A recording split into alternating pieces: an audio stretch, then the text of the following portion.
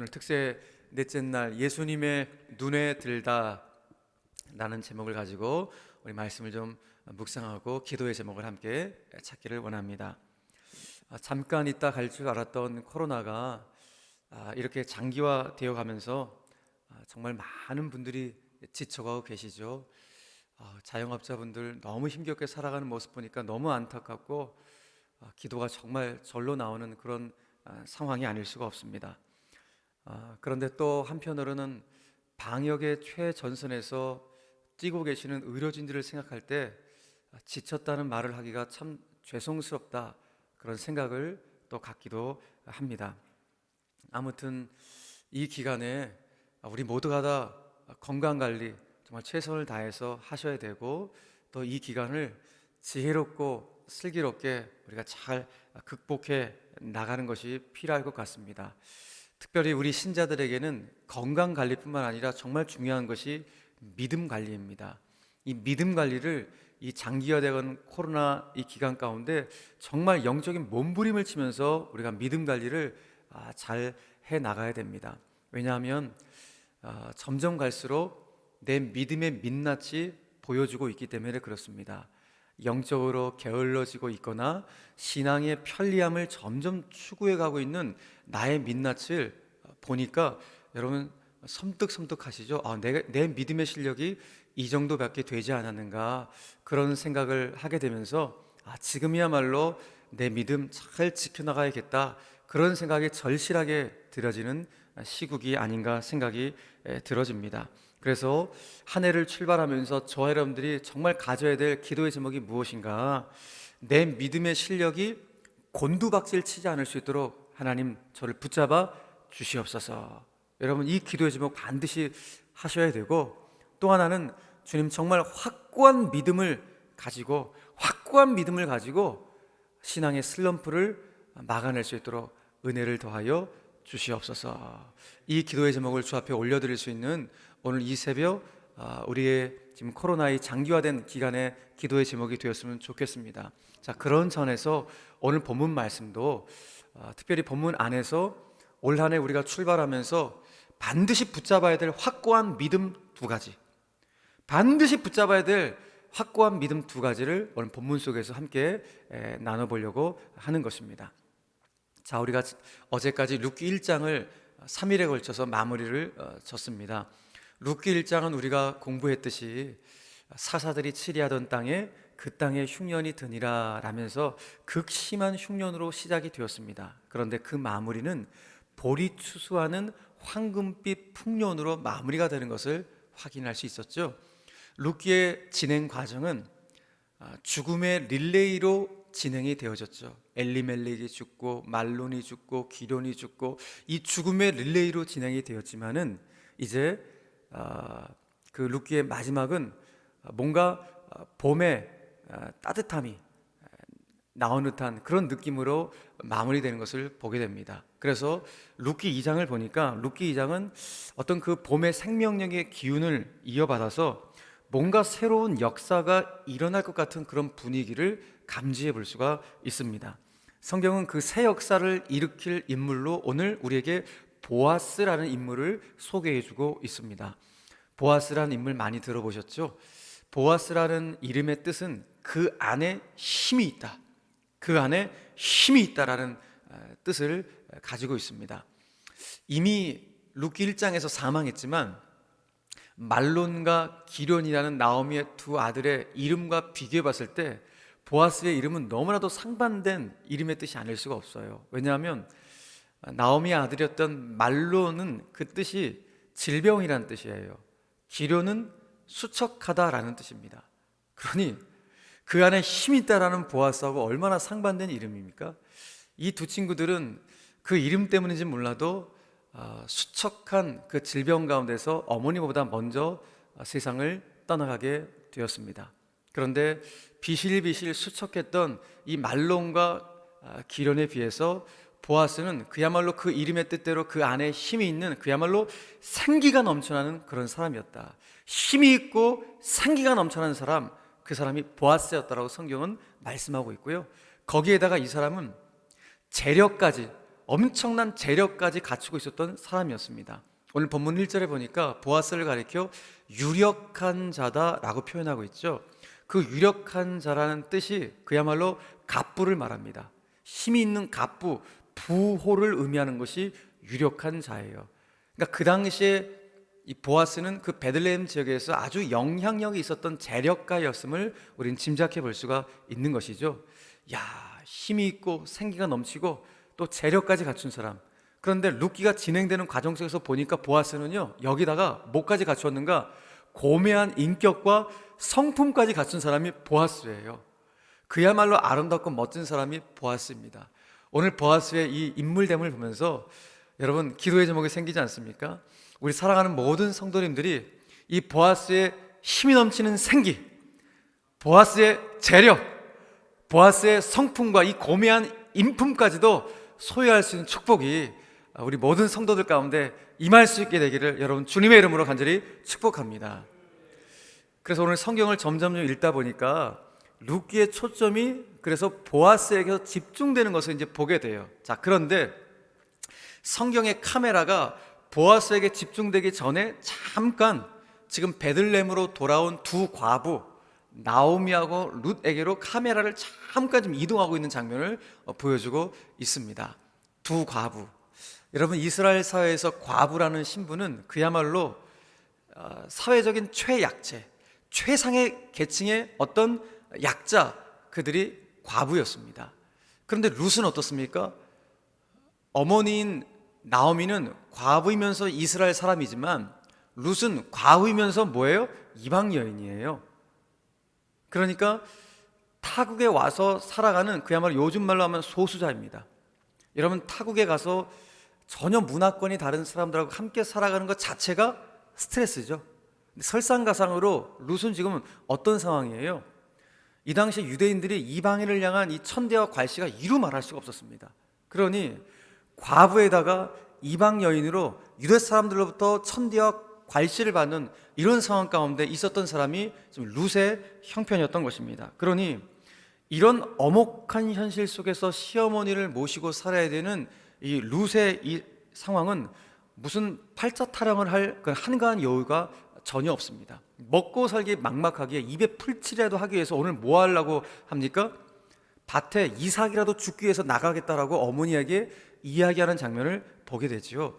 그러니까 우리식으로 말하면 지금 뭐 하기 위해서 나간 거예요?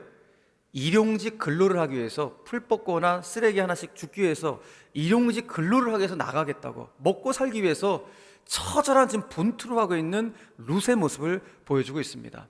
어떤 분들은 룻기 2장을 쭉 읽어가면서 저 밭에서 이삭을 줍고 있는 아낙네들의 참 전원적인 풍경, 목가적인 풍경이 따뜻하게 다가온다 라는 이런 묵상을 하는 분들이 있는데, 여러분 지금 2장은 그런 한가히 낭만적인 이야기를 즐길 그런 상황이 아닙니다. 그야말로 생존이에요. 먹고 살기 막막한 생존, 그야말로 고단한 노동의 현장이 오늘 룻이 나간 밭에서 이삭을 줍고 있는 모습인 것입니다. 이 당시에 이스라엘 백성들 안에 있는 율법에는 어떤 율법의 조항들이 있었냐면, 밭을 가지고 있는 주인들이 너희들 밭에서 추수할 때 곡식들 구석구석까지 다 걷어들이지 마.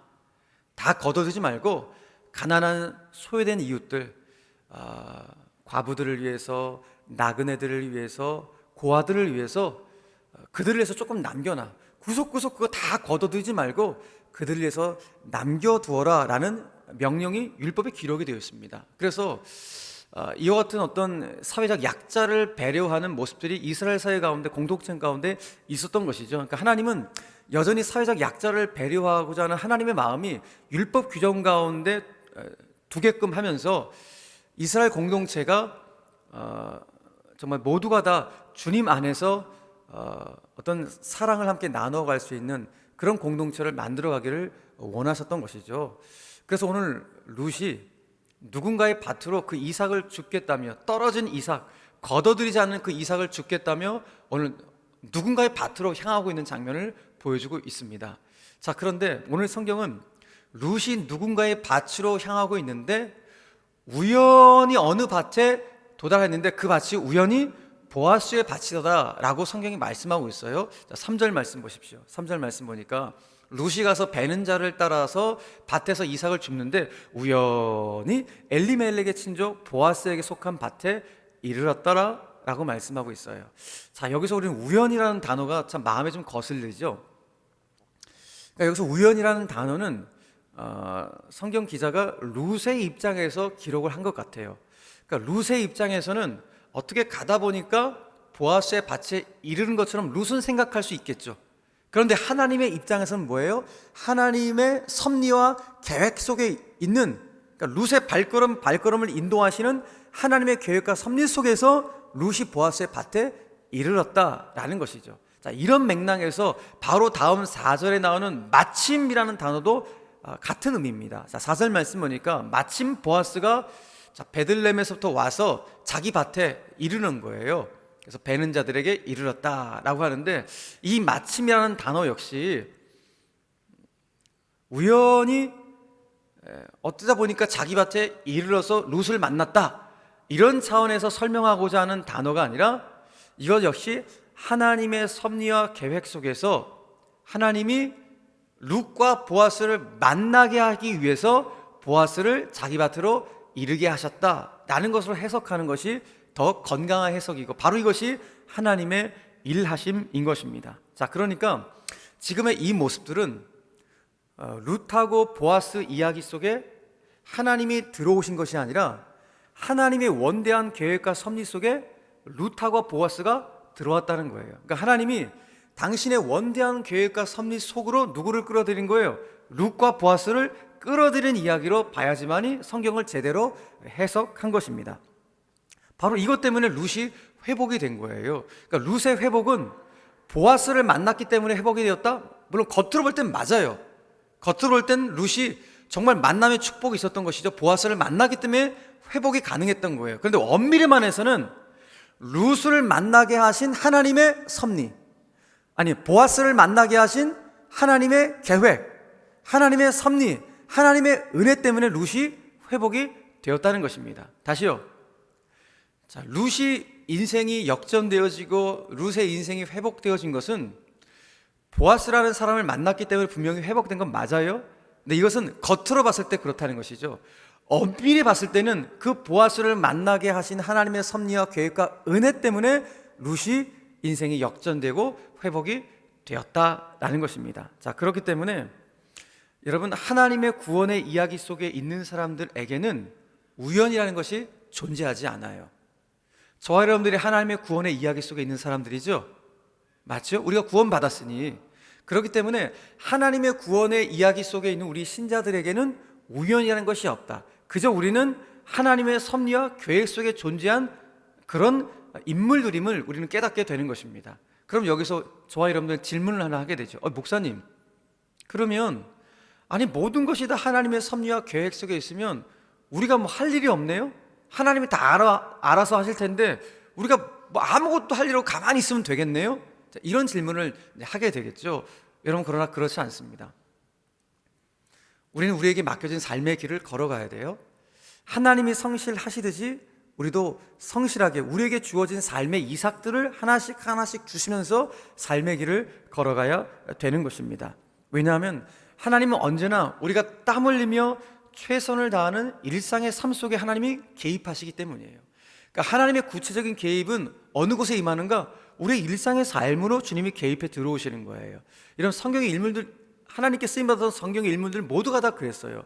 모세가 언제 하나님으로부터 여러분 출애굽의 지도자로 부름받았습니까?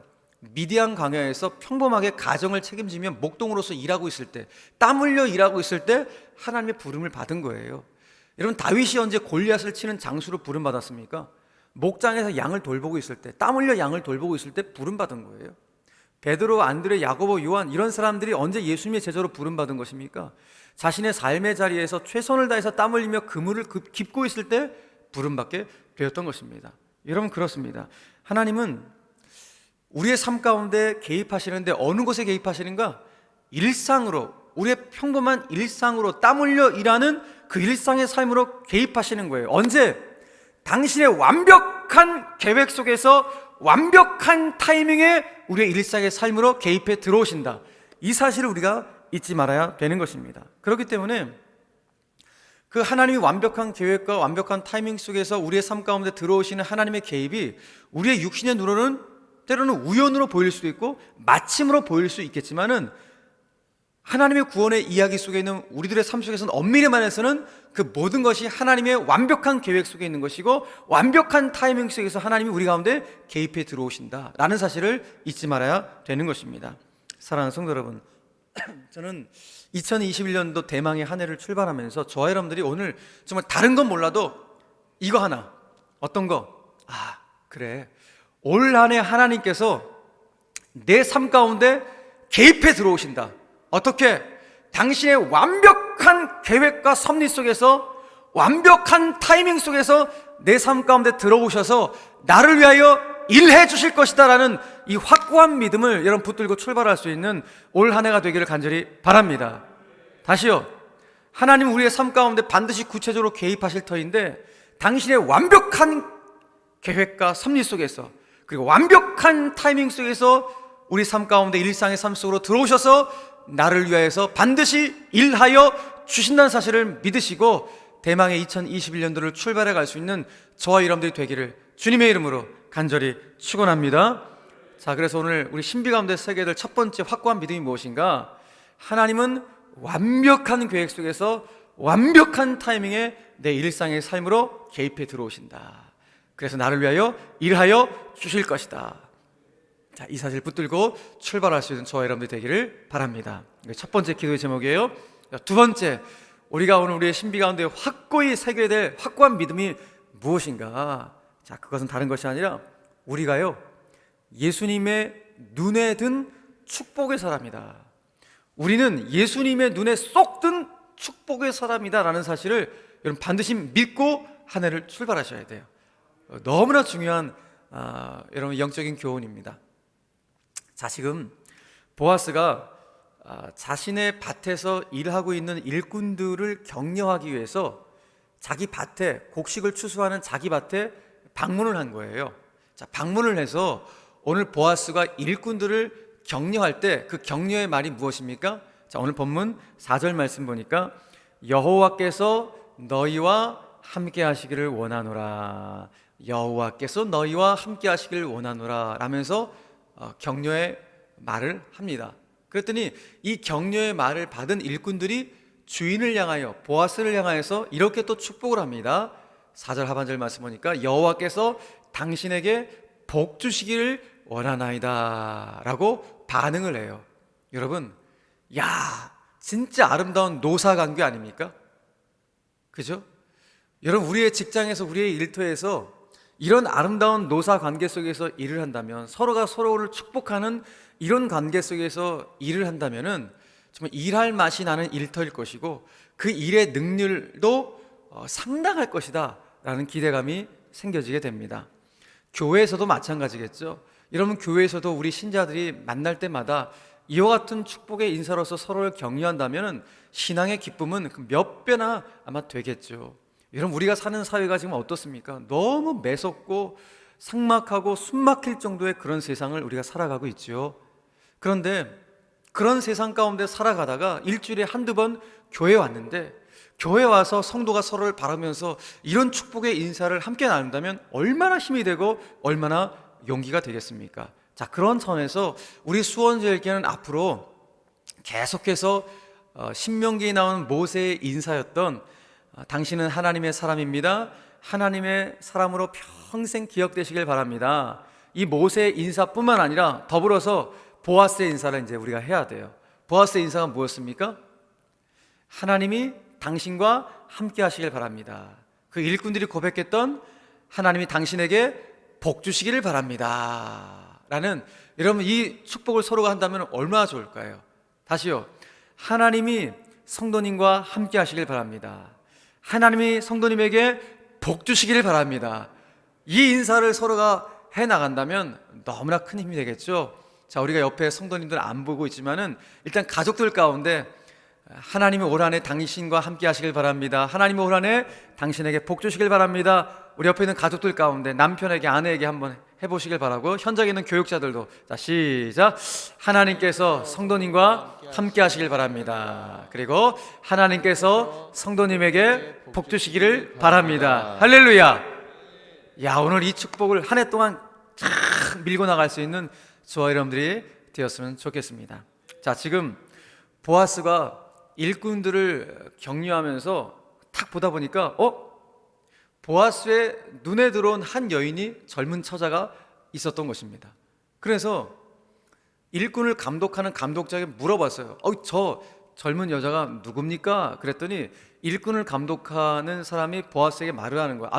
저 여자는요, 나오미라는 사람의 며느리인데 나오미하고 함께 모압 지방에 살다가 모압에서 온 모압 여인입니다. 그런데 저 모압 여인이 오늘 이른 아침부터 와갖고 저희 수술하는 사람들 일꾼들 뒤를 졸졸졸 쫓아다니면서 그 이삭을 하나씩 지금까지도 줍고 있습니다. 이와 같은 이야기를 룻에 대한 정보를 들려주게 된 것입니다. 여러분, 룻의 인생의 대반전의 역사가 일어나는 지점이 바로 오늘 이 지점이에요. 여기서부터 룻의 인생의 대반전의 역사가 일어나게 되는 것입니다. 어떤 지점이에요? 보아스의 눈에 룻이 들어온 바로 이 지점부터 수많은 일꾼들 중에서 룻이 보아스의 눈에 들어오게 된 것입니다. 여기서부터 여러분 룻의 인생에 대반전의 일들이 일어나게 되는 것이죠. 여러분, 영적으로 봤을 때 보아스는 누구를 예표하는 거예요? 많이 들어보셨죠? 보아스는 예수 그리스도를 예표하는 인물이에요. 자, 그런 차원에서 봤을 때 저와 여러분들은 엄청난 축복을 받는 사람이에요. 왜요? 예수님의 눈에 들어온 사람들이기 때문에. 지구상의 수많은 사람들 중에서 예수님이 주목하시고 예수님의 눈에 쏙 들어온 그야말로 축복의 사람들이 바로 나구나 라는 사실을 깨닫게 됩니다. 허물과 죄로 영원히 죽었지만은 예수님의 눈에 쏙 들어와서 예수님이 주목하셔서 나 때문에 예수님이 십자가를 지셨다. 최고의 축복을 받은 사람들이에요. 내 인생이 부서지고 깨어졌는데 나를 주목하시고, 그래서 수고하고 무거운 짐진 자들아 다 내게 오라, 내가 너희를 쉬게 하리라. 내 인생의 짐을 대신 져주시고 나에게 참된 안식을 주신 이 축복을 받은 사람들, 예수님의 눈에 쏙 들어온 예수님의 주목을 받는 인생이 바로 내 인생이구나. 그 엄청난 축복을 우리가 받았다는 것입니다. 여러분, 더 중요한 것은 지금도 예수님은 우리를 주목하고 계시다는 사실이에요. 힘들고 어려운 인생을 살아가는 바로 우리들을 여전히 감찰하시고 주목하시는 그 주님이 우리와 함께 동행하고 있다는 사실이 우리에게 얼마나 큰 힘이 되는지 모릅니다. 여러분, 주님이 우리를 왜 지금도 주목하시고 감찰하고 계십니까? 우리를 눈동자같이 지키시고 보호해 주시기 위해서 우리를 지금도 지켜봐 주신다. 그래서 신명기 말씀 보니까 신명기 32장 10절 말씀 같이 한번 읽어봅시다. 시작. 여호와께서 그를 황무지에서 짐승이 부르짖는 광야에서 만나시고 호위하시며 보호하시며 자기의 눈동자같이 지키셨도다. 우리 인생의 황무지에서, 우리 인생의 광야에서 우리를 만나주시고 우리를 호위해 주시고 우리를 지키시고 보호해 주시기 위해서 지금도 우리를 주목하고 계신다. 이것이 얼마나 큰 축복입니까? 그런데 여러분, 또 뒤집어서 주님은 우리도 당신을 주목하길 원하세요. 저와 여러분들도 날마다 주님을 바라보며 주님을 주목하길 원하신 것이 하나님의 뜻임을 우리는 깨닫게 되는 것입니다. 왜 우리로 하여금 전심으로 당신을 바라보기를 원하십니까? 우리에게 진짜 능력을 베풀어 주시기 위해서, 진짜 능력을 베풀어 주시기 위해서 전심으로 당신을 바라보라고 말씀하고 있습니다. 역대하 16장 9절 말씀 함께 읽겠습니다. 시작. 여호와의 눈은 온 땅을 두루 감찰하사 전심으로 자기에게 향하는 자들을 위하여 능력을 베푸시나니. 할렐루야. 전심으로 하나님을 향하여 주목하고 바라보는 자들을 능력을 베푸시겠다라는 것이 오늘 주님의 마음인 것입니다. 사랑하는 성도 여러분, 잊지 마십시오. 저와 여러분들은 예수님의 눈에 쏙 든 축복의 사람들입니다. 이 지구상의 수많은 사람들 중에서도 저희들이 예수님 눈에 들어오게 되었다. 여러분, 이것이 얼마나 큰 축복이고 은총입니까? 그러므로 우리의 삶에도 예수님의 향기가 진동해야 합니다. 주님이 성실하시듯이 우리의 삶도 성실해야 합니다. 마치 오늘 룻이 이른 아침부터 밭에 나와서 맡겨진 일을 최선을 다해서 성실하게 감당했듯이 말입니다. 오늘 밭에서 일꾼들을 감독했던 감독자의 눈에 들어왔던 룻의 모습은 룻의 그 성실함이었습니다. 아침부터 나와서 지금까지 쉬지 않고 일을 하고 있다는 그 룻의 성실함이 그 감독에게 들어가게 되었고, 그 감독이 보아스에게 보고했던 내용조차도 룻의 성실함과 룻의 최선을 다하는 그 모습을 보고하고 있었던 것입니다. 여러분, 이 성실함과 우리 일상의 삶 속에서 최선을 다하는 이 모습은 너무나도 귀한 것이죠. 저는 요즘에 아까 여러분 보셨듯이 우리 교육자들이 새벽에 우리 새벽기도 시작하기 전에 새벽 기상을 위한 이 체조를 하는 모습을 보면서 제가 격한 감동을 받습니다. 참 이 코로나 때문에 너무 힘들고 어려운 이 팍팍한 시대 속에서 지칠 대로 지쳐있는 우리 성도들을 어떻게 하면 위로할 수 있을까? 어떻게 하면 더 영적인 자리에 초대할 수 있을까? 그런 마음을 담아서 힘을 들이기 위해서 마치 아이들처럼 최선을 다하는 모습이 정말 기특하고 사랑스럽고 존경스럽기까지 합니다. 사랑하는 성도 여러분, 바로 이 모습이죠. 그 성실함, 최선을 다하는 섬김. 주님이 우리를 향하여 성실하게 일하시듯이 바로 우리들도 주님을 날마다 주목하며 나에게 주시는 은사를 가지고 주의 영광을 위하여 살아가고, 그리고 그렇게 축복하며 살아가는 최선을 다하는 삶, 이것이 바로 주님이 오늘 우리에게 깨우쳐 주시는 놀라운 비밀인 것입니다. 그래서 올 한 해 저와 여러분들이 이렇게 살았으면 좋겠습니다. 가장 먼저는 우리가 주님의 눈에 쏙 든 축복의 사람임을 한순간도 잊지 않았으면 좋겠고, 무엇보다도 주님이 지금 이 순간에도 우리를 감찰하시고 우리를 주목하고 계시다는 사실을 기억하시면서, 여러분, 하나님이 나를 지금 주목하고 있다는 사실을 깨닫는다면 우리 어떻게 살아야 돼요? 코람데오, 하나님 앞에서나 또 사람 앞에서 성실한 자세로 하나님의 영광을 위한 삶을 살아야 되지 않겠습니까? 이와 같은 삶을 소망하며 살아갈 수 있는 저와 여러분들이 되었으면 좋겠습니다. 오늘 하루도 주님은 우리를 감찰하십니다. 우리를 주목하고 계십니다. 그리고 오늘 우리도 주님을 주목하며 전심으로 주님을 향할 때 주님 오늘 우리의 삶을 지키시고 능력을 베풀으실 줄로 믿으시고, 이 믿음으로 승리할 수 있는 오늘 하루, 올 한 해가 되기를 주님의 이름으로 간절히 축원합니다. 자, 오늘 말씀을 정리하겠습니다.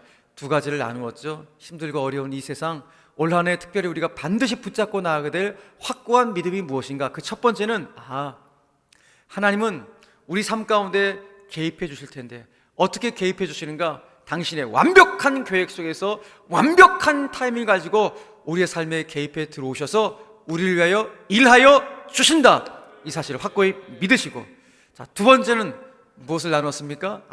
우리는 예수님의 눈에 든 축복의 사람이구나, 우리는 축복의 사람이구나, 이 사실을 믿고 더불어 우리도 전심으로 주님을 향하여 주님을 바라보겠다.